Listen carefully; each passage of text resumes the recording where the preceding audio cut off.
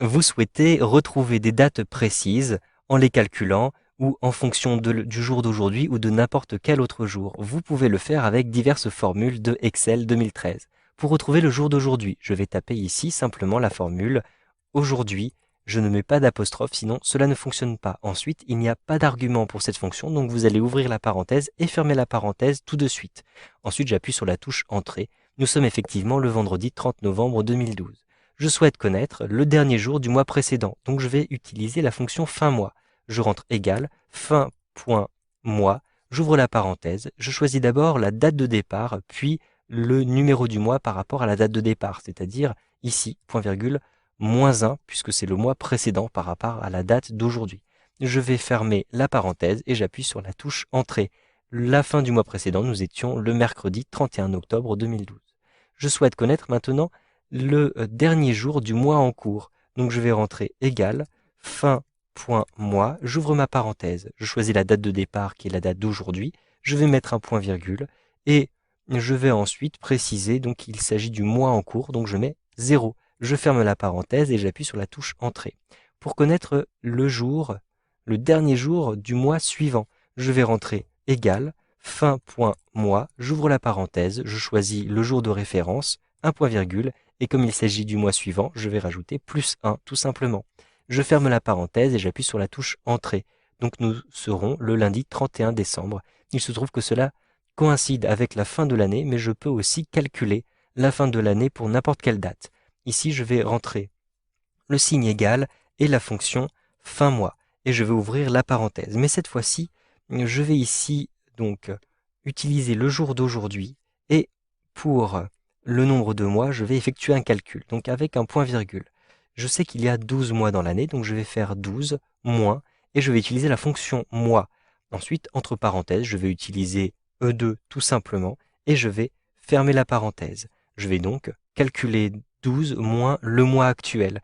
Et ainsi, je vais connaître le nombre de mois qui me sépare de la fin de l'année. Je vais ainsi pouvoir calculer le dernier jour de l'année, tout simplement. Je ferme ma parenthèse pour conclure la fonction fin mois et j'appuie sur la touche Entrée. Nous serons le lundi 31 décembre. Si maintenant je modifie cette date que j'ai utilisée partout, par exemple, je vais rentrer le 6 juin 2012. J'appuie sur la touche Entrée. Cela ne me change pas la fin de l'année qui est tout de suite calculée. Par contre, je vais avoir ici le dernier jour du mois précédent, le dernier jour du mois en cours, donc si nous sommes le 6 juin, et le dernier jour du mois suivant à cet endroit-ci. Je souhaite connaître la même date au mois précédent. Je vais donc utiliser la fonction mois décalé. Je rentre égal mois.décalé tout simplement. Ensuite, j'ouvre la parenthèse. Je vais utiliser la date de départ. Donc mettons par exemple cette date-ci. Ensuite, je vais mettre un point virgule et je vais choisir le nombre de mois qui me sépare du mois dont je souhaite connaître la même date. Donc le mois précédent, il s'agit de -1.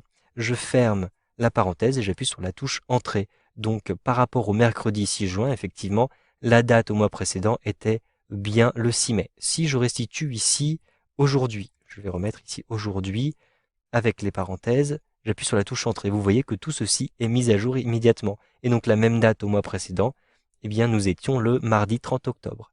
Ici pour la même date au mois suivant, je vais utiliser exactement la même formule, donc égal mois.décalé, et entre parenthèses, je vais récupérer ici la date d'aujourd'hui, point virgule, et je vais ajouter 1 pour le mois suivant. Je ferme ma parenthèse et j'appuie sur la touche Entrée. Donc la même date au mois suivant, nous serons le dimanche 30 décembre 2012. Je souhaite connaître maintenant le nombre de jours ouvrés entre aujourd'hui et la fin de l'année en cours. Je vais donc utiliser la fonction nombre jours ouvrés. Donc ici, je rentre le signe égal, puis nb.jour ouvré, tout simplement.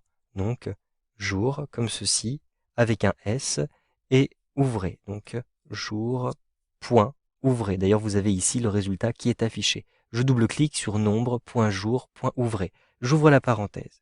Ici, je vais d'abord préciser la première date, celle qui m'intéresse. Donc, la première date, il s'agit d'aujourd'hui.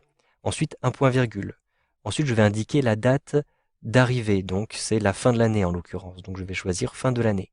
Ensuite, je vais indiquer les différents jours fériés. Or, j'ai effectivement une plage de jours fériés ici entre H9 et H11. Donc je vais sélectionner la plage de H9 à H11.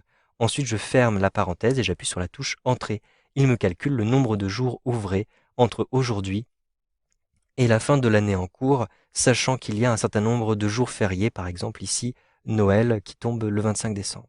Ensuite, je souhaite calculer ici la date dans 5 jours ouvrés, donc en prenant en compte les différents jours fériés et les week-ends.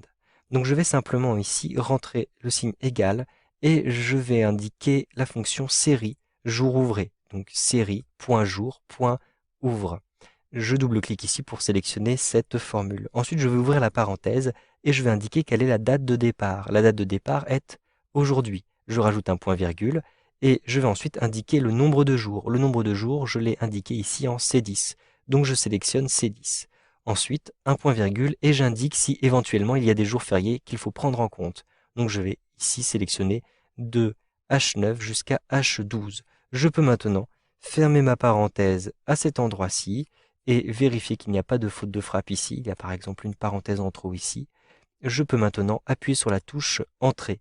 Donc ici, on me indique la date dans 5 jours ouvrés. Eh bien, nous serons le vendredi 7 décembre. Si je modifie ici le nombre de jours ouvrés, par exemple, je vais mettre ici 15. J'appuie sur la touche Entrée.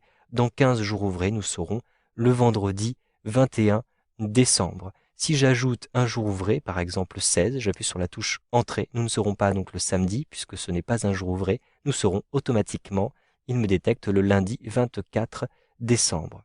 Ensuite, je vais indiquer une fonction qui me permet de calculer la date qu'il sera dimanche prochain. C'est une fonction un petit peu compliquée. Je vais d'abord utiliser aujourd'hui, donc égal aujourd'hui. Je pourrais réutiliser d'ailleurs E2 que j'utilise ici à l'intérieur de ma feuille de calcul, et je vais soustraire à cela une division. En effet, je vais retrouver le reste d'une division, donc j'utilise mode et j'ouvre ma parenthèse. Je vais utiliser aujourd'hui encore pour avoir la date d'aujourd'hui. Ici, j'ai besoin de mettre les parenthèses. Je vais retirer 1 de manière à retrouver donc le jour précédent. Et je vais diviser ceci par 7 pour être sûr de travailler en semaine. Ensuite, je ferme ma parenthèse et je vais ajouter 7 pour retrouver très précisément le jour du dimanche. Ensuite, j'appuie sur la touche Entrée et donc je retrouve automatiquement le jour de dimanche prochain. Donc je vous laisse regarder et noter cette formule si vous en avez besoin. Elle peut s'avérer très pratique et elle est un petit peu difficile à rédiger. Vous pouvez aussi retrouver le trimestre actuel avec un calcul. Je vais utiliser la formule arrondi sup pour avoir un entier supérieur à chaque fois. Donc égal arrondi point sup. Ensuite, je vais ouvrir la parenthèse et je vais retrouver le mois d'aujourd'hui. Donc mois, comme ceci. Et entre parenthèses, je peux mettre aujourd'hui, je peux mettre E2 par exemple aussi. Ensuite, je ferme ma parenthèse et je vais diviser cela par 3 tout simplement, puisque si je divise le mois actuel par 3, je vais simplement avoir le trimestre. Ici, je ne souhaite pas avoir de décimale du tout, donc je mets simplement 0. Je ferme la parenthèse et j'appuie sur la touche Entrée. Nous sommes au 4e trimestre de 2012, puisque effectivement nous sommes en novembre. C'est le 4e trimestre, il y a 4 trimestres à l'intérieur de l'année. Vous savez donc maintenant comment retrouver automatiquement diverses dates avec Excel 2013.